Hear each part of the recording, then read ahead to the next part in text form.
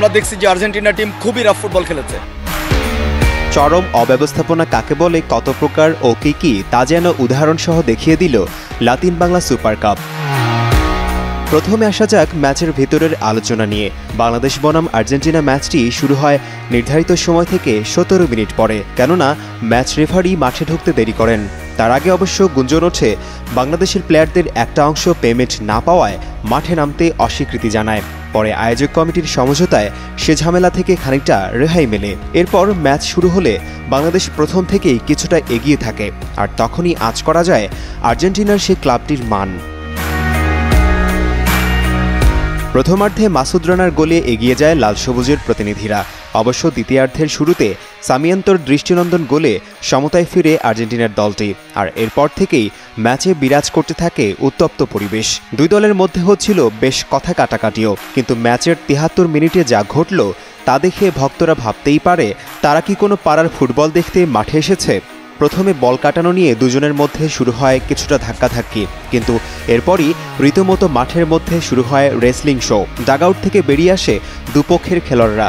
বলা চলে পরিস্থিতি তখন পুরোপুরি নিয়ন্ত্রণের বাইরে। বাধ্য হয়ে মিনিট 5 বন্ধ রাখতে হয় সরাসরি সম্প্রচারও।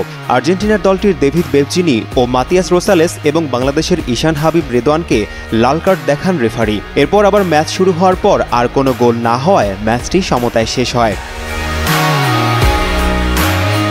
এবার আসা যাক ম্যাচের পরের অংশ নিয়ে। ম্যাচ শেষে যখন দর্শকরা দেদারসে মাঠে ঢুকছে, তখন এক সাংবাদিক মাঠে ঢোকার ঘটনাকে কেন্দ্র করে তাকে সহ আরও বেশ কিছু সাংবাদিককে মারধর করা হয়, যার সাথে জড়িত ছিলেন আয়োজক কমিটির সদস্যরাই।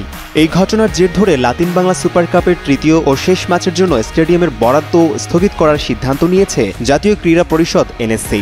এনএসসি সহকারী পরিচালক মোহাম্মদ রুহুল আমিন কর্তৃক স্বাক্ষরিত এক সংবাদ বিজ্ঞপ্তিতে জানানো হয়েছে এই খবর। বিজ্ঞপ্তিতে বলা হয়েছে, এএফবি বক্সিং প্রমোশন ইন্টারন্যাশনাল লিমিটেডকে 5, 8 ও 11 ডিসেম্বর তথা 3 দিনের জন্য বরাদ্দ দেওয়া হয়েছিল জাতীয় স্টেডিয়াম, যেখানে শর্ত ছিল প্রতিটি ম্যাচ শুরুর আগেই টিকিট বিক্রির পূর্ণাঙ্গ হিসাব দিয়েও 50% অর্থ এনএসসিতে জমা দিতে হবে। এছাড়া প্রতিদিন খেলা শেষে নিজ দায়িত্বে স্টেডিয়ামের পরিষ্কার পরিচ্ছন্নতার বিষয়টিও নিশ্চিত করতে হবে।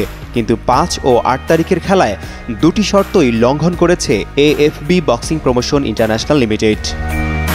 আশিকুর রহমান, যুগান্তর নিউজ।